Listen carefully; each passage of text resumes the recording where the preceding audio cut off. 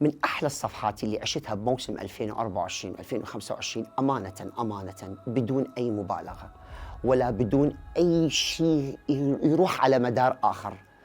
رحيم وتصويره وتعبه وياي حقيقة، واللي طبعا اشتغلنا مع بعض. ايش قد اني شفت اشخاص واشتغلت معاهم كثير من مجال، انا ما يقارب 24 سنة اشتغل بالمجال التربوي، بس من احلى الصفحات ومن احلى الاشخاص اللي حقيقة اشتغلت معاهم بنزاهة وبعفوية وبإدراك، وشفت شخص يحب عمله ويحب شغله متقن بعمله، هو رحيم حقيقة. يعني أخ وصديق وزميل وحبيب، وحقيقة صفحة جدا جدا جميلة أعتز بها كأخ، وأتمنى له كل الموفقية لأن حقيقة يستاهل.